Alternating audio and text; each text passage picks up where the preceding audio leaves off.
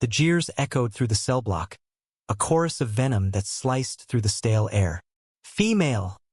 they shouted, their voices sharp as the bars that caged them. Avery Quinn, barely 23, stood in the shadowed corner of his cell, his delicate frame trembling under the weight of their words. He wasn't built for this place. Clinton Correctional Facility, a sprawling fortress of concrete and despair in upstate New York, chewed up softness like his and spit it out. His pale skin, fine features, and quiet demeanor made him a target from the moment he arrived 6 months ago. Convicted of a crime he swore he didn't commit, credit card fraud, pinned on him by a cousin who'd vanished with the profits. The guards didn't care about his story. The inmates cared even less. To them, Avery's slight build and long lashes were a weakness to exploit, a reason to mock and shove and worse. "Female," they sneered, as if his gentleness was a sin. But tonight something shifted. Across the cell block, a pair of green eyes watched him. Not with malice, but with something softer, something dangerous in its own way. Lucas Hart, a man whose name carried weight in these walls, leaned against the bars of his own cell, his gaze steady and unyielding. Lucas was everything Avery wasn't. Broad-shouldered, hardened by years inside, his arms inked with tattoos that told stories of survival. He'd been locked up for 3 years on an assault charge, a bar fight gone wrong, and he carried himself like someone who'd learned to bend the rules of this place to his will. Their paths shouldn't have crossed. Avery kept his head down, surviving by fading into the background. Lucas, on the other hand, commanded attention, respected by inmates, tolerated by guards. Yet, in the chaos of Clinton's underbelly, their worlds collided over a single moment. A book.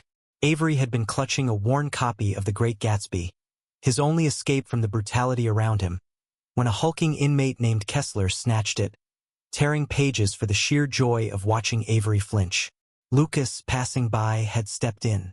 No words, just a look that made Kessler drop the book and slink away. Lucas picked it up, dusted it off, and handed it back to Avery. Their fingers brushed, and for a heartbeat, the world went quiet. "Thanks," Avery had whispered, his voice barely audible. "Don't mention it," Lucas replied, his tone gruff but his eyes lingering. That was 2 weeks ago. Now, as the catcalls rained down, Lucas's gaze held a promise Avery couldn't quite name. It was a spark in the dark, a thread of hope in a place designed to crush it. The next morning, the prison yard buzzed with its usual tension. Inmates clustered in groups, trading cigarettes and whispered deals, while guards patrolled with bored indifference. Avery sat alone on a rusted bench, his book open but unread, his mind replaying Lucas's look from the night before. He didn't dare hope it meant anything. Hope was a luxury he couldn't afford, not when every day brought new bruises, some visible, some not. Lucas appeared without warning, dropping onto the bench beside him. Avery flinched, then froze, his heart hammering. Lucas didn't speak at first, just sat there, his presence a shield against the yard's chaos. Finally, he broke the silence. "You read a lot, huh?" Avery nodded, clutching Gatsby tighter. "It's easier than dealing with this place." Lucas chuckled, low and warm. "Can't argue with that. What's the book about?" Avery hesitated, then found himself talking. About Jay Gatsby's doomed dreams. About love that burned too bright to last. Lucas listened, really listened, his green eyes fixed on Avery like he was the only person in the yard. It was the first time in months Avery felt seen, not as female, but as himself. Their talks became a ritual. Every day in the yard, Lucas found him. They spoke of books, then music, then the lives they'd left outside. Avery learned Lucas had grown up in a small town in Ohio, raised by a single mom who worked double shifts to keep him out of trouble. He'd been a mechanic before the bar fight, good with his hands, dreaming of opening his own shop someday. Avery shared fragments of his own story. A quiet kid from Buffalo, studying art history before his cousin's betrayal landed him here. But the yard wasn't a safe haven. Kessler and his crew watched, their taunts growing sharper. Lucas got himself a girlfriend. They jeer, and Avery's cheeks would burn. Lucas never flinched, but Avery saw the tension in his jaw, the way his fists clenched when the word female hit the air. One day, Kessler crossed a line, shoving Avery against a wall during rec time, his breath hot and sour. "What's Lucas see in a freak like you?" he spat. Before Avery could react, Lucas was there, pulling Kessler back with a force that silenced the yard. "Touch him again," Lucas said, his voice low and lethal, "and you'll regret it." The crowd dispersed, but the incident left ripples. Whispers spread. Lucas was risking his status, his safety, for Avery. In a place where power was everything, protecting someone like Avery was a declaration, a dangerous one. That night, in the flickering light of his cell, Avery wrestled with a truth he'd buried since he was a teenager. He'd always known he was gay, but he'd hidden it, first from his conservative family, then from the world. Prison had only deepened that shame, the taunts carving it into his skin. But Lucas made him feel something else. Not just safe but wanted, desired. It was a feeling as exhilarating as it was terrifying. As the days passed, their connection deepened. Stolen glances turned to stolen touches, a brush of knuckles in the library, a hand on Avery's shoulder during a rare moment alone. Lucas broke every unwritten rule of Clinton, crossing lines that could cost him everything. And Avery, for the first time, began to believe he was worth the risk. But in a place like this, love wasn't just forbidden. It was a spark that could ignite a firestorm. Kessler's crew wasn't done with them, and the guards, ever watchful, had their own agendas. Avery and Lucas were treading a razor's edge, and neither knew how long they could balance before it cut them both. The air in Clinton Correctional grew heavier as winter crept in, the cold seeping through the walls and into Avery's bones. He and Lucas had carved out a fragile sanctuary in their daily talks, but the prison's undercurrent of hostility never let them forget where they were. Every glance they shared, every quiet laugh, was a rebellion against a system that thrived on breaking spirits. Kessler's crew escalated their campaign. It started with whispers, then notes slipped under Avery's cell door. Crude drawings, slurs scrawled in jagged ink. "Female's got a boyfriend." One read, the word boyfriend, underlined with a viciousness that made Avery's stomach twist. He hid the notes, tearing them to shreds, but Lucas noticed the change in him, the way Avery's shoulders hunched, his eyes darting nervously in the yard. "You okay?" Lucas asked one gray afternoon, his voice soft but urgent as they sat on their usual bench. Avery forced a smile. "Yeah, just tired." Lucas didn't buy it. He leaned closer, his knee brushing Avery's, a small gesture that felt like a lifeline.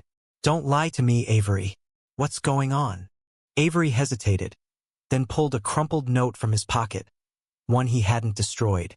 Lucas's face darkened as he read it, his jaw tightening. "Kessler," he muttered, crumpling the paper in his fist. "I'll handle it."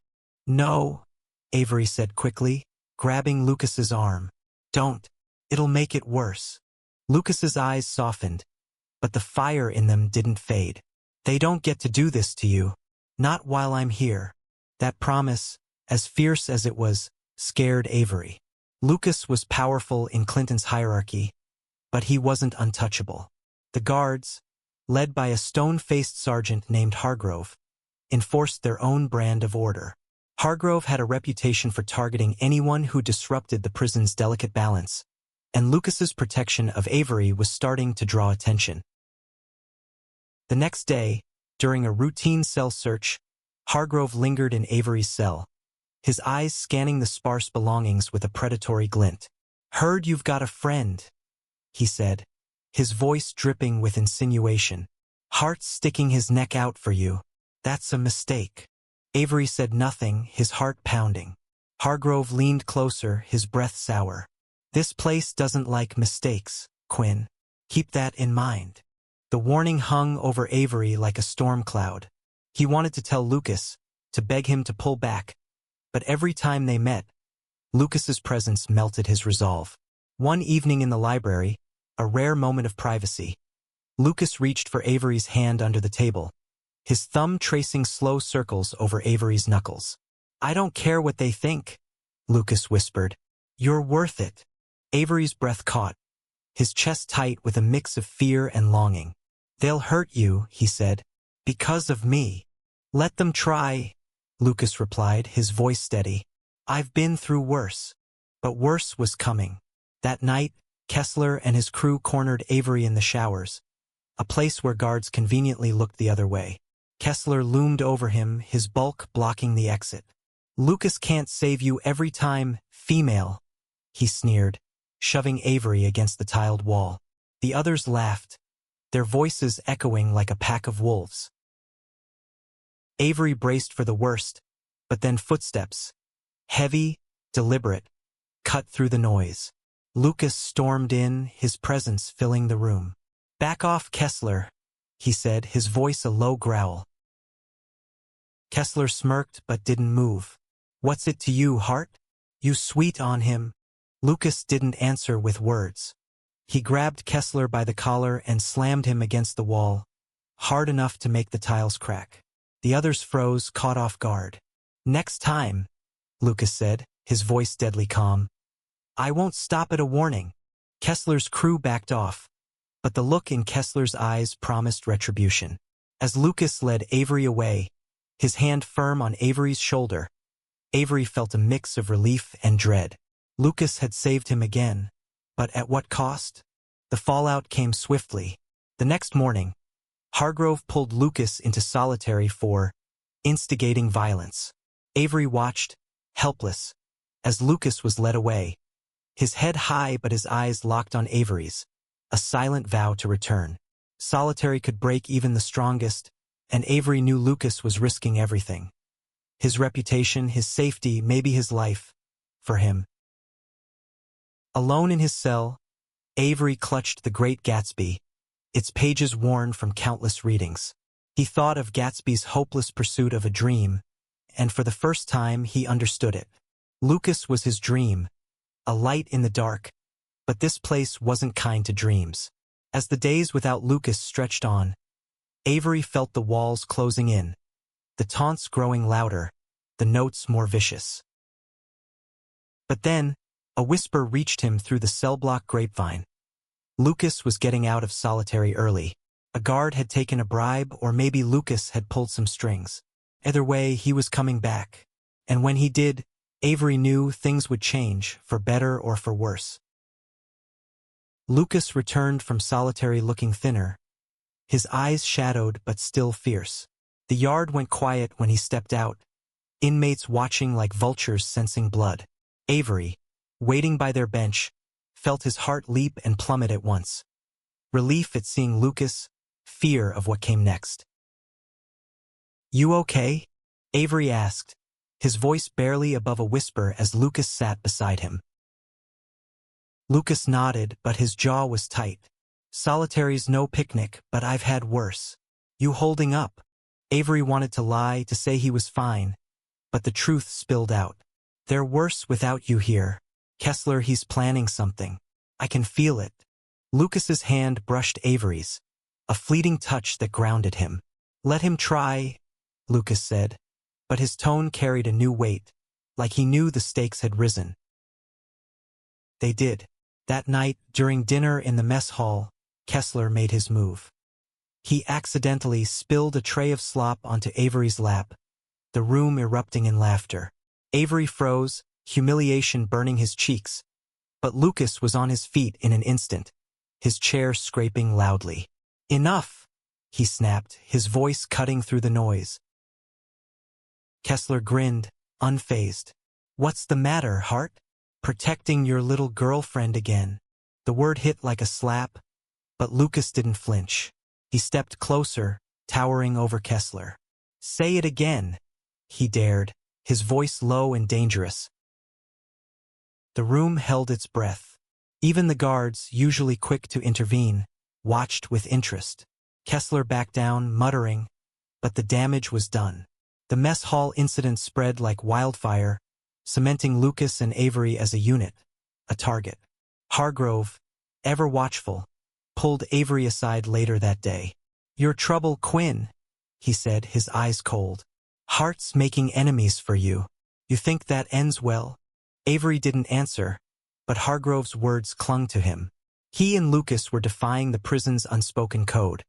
Survive alone, trust no one.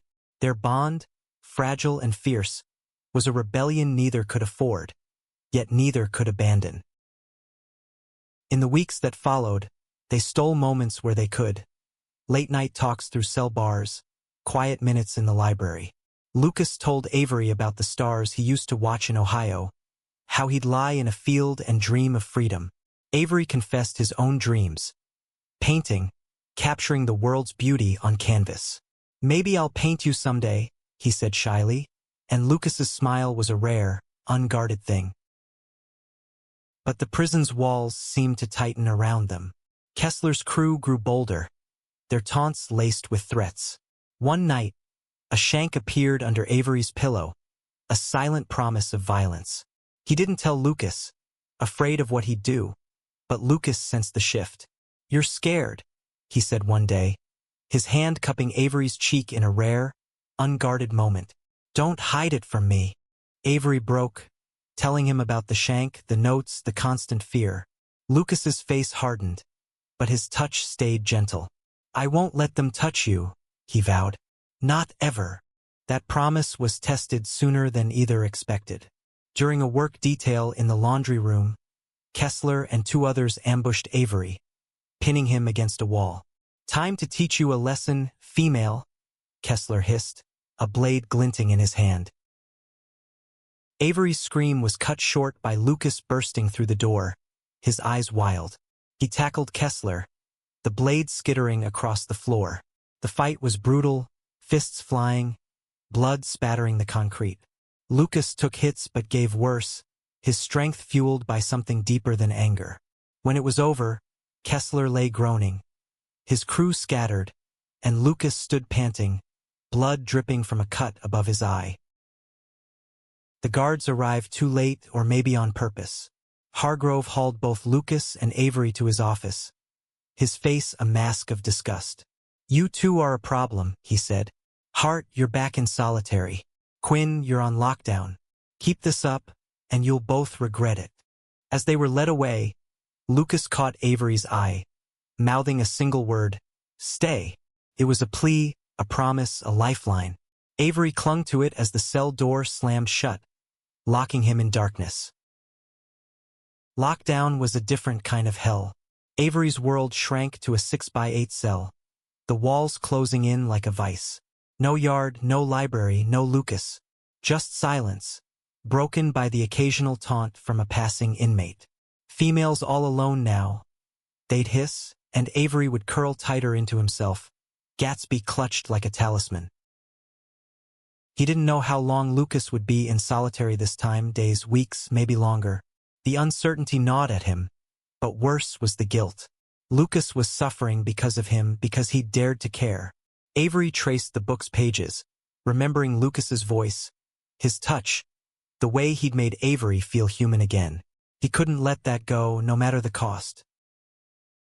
Outside, the prison churned with its own dramas. Kessler, battered but unbowed, spread lies about Lucas, painting him as weak, compromised. The hierarchy shifted, alliances fracturing. Avery heard it through the grapevine. Lucas's influence was slipping, and Kessler was circling, ready to claim power. When Avery's lockdown ended, he returned to the yard a ghost of himself, pale and skittish. Lucas was still in solitary, and the absence felt like a wound. Kessler wasted no time, cornering Avery during rec time. "Your boyfriend's done," he sneered. "You're next." Avery stood his ground, surprising himself. "He's not done," he said, his voice trembling but firm. "And neither am I." Kessler laughed, but something in Avery's eyes made him pause. For the first time, Avery felt a spark of defiance, kindled by Lucas's belief in him. He wasn't just female anymore. He was someone worth fighting for. Lucas emerged from solitary a week later, his face gaunt but his spirit unbroken. He found Avery in the library, and for a moment, they just stared, the weight of their separation hanging between them. Then Lucas crossed the room, pulling Avery into a hug that broke every rule in the book. "Missed you," he whispered, his voice rough with emotion. Avery clung to him, tears stinging his eyes. "I thought I'd lost you." "Never," Lucas said, his hand cradling Avery's neck. "Not in this place, not anywhere." Their reunion was short-lived. Hargrove, ever vigilant, doubled down on his warnings. "You're pushing it, Hart," he said one day, catching them together in the yard. "Keep this up, and I'll transfer one of you. Or worse." The threat of transfer was a death sentence to their bond. Clinton was harsh, but it was their world, the only place they had each other. Losing that would be worse than any beating. Yet Lucas refused to back down. "They can't break us," he told Avery one night, their hands linked through the bars. "Not if we don't let them." But the prison had other plans. Rumors swirled of a crackdown, Hargrove tightening his grip to reassert control. One evening, during a routine headcount, a guard found a note in Avery's cell. A love letter from Lucas, slipped to him days earlier. It was innocent, just words of comfort. But in Hargrove's hands, it was a weapon. "You think this is a romance novel?" Hargrove barked, waving the note in front of them. "This ends now, or I'll make sure you both pay." Avery's heart sank, but Lucas stepped forward, unflinching. "Do what you want," he said. "I'm not ashamed." Hargrove's eyes narrowed, but before he could respond, a commotion erupted in the cell block. Kessler, seizing the moment, had rallied his crew, spreading chaos to distract the guards. In the confusion, Lucas grabbed Avery's hand, pulling him into a shadowed corner. "Whatever happens," he said, his voice urgent. "You're enough. You hear me? You're enough." Avery nodded, his throat tight. For the first time, he believed it. But as the guards restored order, dragging Lucas away again, Avery knew their time was running out. The prison was a machine, and it didn't tolerate love, especially not theirs. The cell block was a powder keg, and Hargrove lit the fuse. After the love letter incident, he separated Lucas and Avery, assigning them to different blocks, different schedules. No yard, no library, no chance to see each other. Avery felt the loss like a physical ache, his days blurring into a haze of fear and longing. Kessler's taunts grew bolder, but Avery held onto Lucas's words. "You're enough." He wasn't alone in his defiance. Other inmates, the outcasts and misfits, began to rally around him. A quiet kid named Eli, serving time for theft, slipped Avery extra food one day, whispering, "You and Hart, you're giving us hope." It was a small act, but it reminded Avery that their love, forbidden as it was, rippled beyond them. Lucas, meanwhile, was fighting his own battles. In his new block, he faced constant challenges, inmates testing his weakened status. But he didn't break. He carved Avery's initials into his cell wall, a secret vow to endure.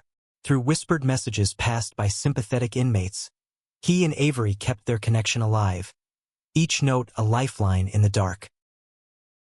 The turning point came unexpectedly. During a rare moment when their work details overlapped in the kitchen, Lucas and Avery found themselves alone, scrubbing pots in silence. The air crackled with unspoken words. Lucas reached for Avery's hand, his touch steady despite the risk.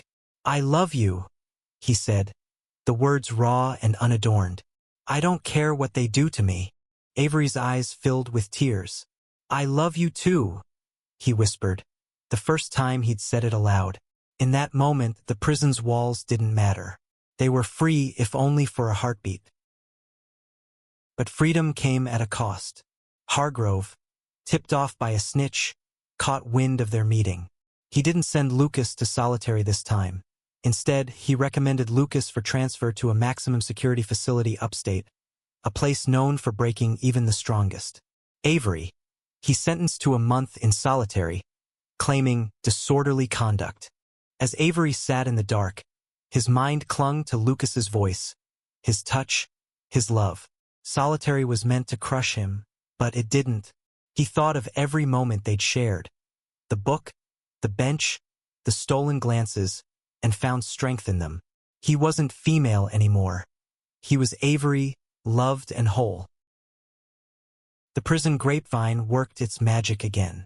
Word reached Avery that Lucas had refused the transfer, staging a hunger strike that forced Hargrove's hand. The warden, wary of bad press, intervened, and Lucas stayed. When Avery emerged from solitary, gaunt but unbroken, Lucas was waiting in the yard, his green eyes brighter than ever. They didn't touch, not with Hargrove watching, but their eyes said everything. The other inmates noticed too. Kessler's crew, sensing the shift, backed off, their power waning. Eli and the others formed a quiet alliance, protecting Avery in small ways. Extra blankets, a seat saved in the mess hall. Love, it turned out, was contagious. On Avery's last day in Clinton, his sentence commuted after new evidence cleared his name. He and Lucas shared one final moment. In the library, hidden by stacks of books, Lucas pressed a folded note into Avery's hand. "Read it when you're out," he said, his voice breaking. "And don't forget me." Avery didn't read it until he was free, standing under a wide Ohio sky, Lucas's hometown in the distance. The note was simple: "You gave me a reason to fight. Live for both of us." Avery kept it close, a reminder of the man who'd broken every rule to love him. Years later, when Lucas was released, Avery was there, waiting. They built a life together, quiet, imperfect, but theirs. In a world that had tried to break them, their love was a victory, a testament to the human spirit's refusal to be caged.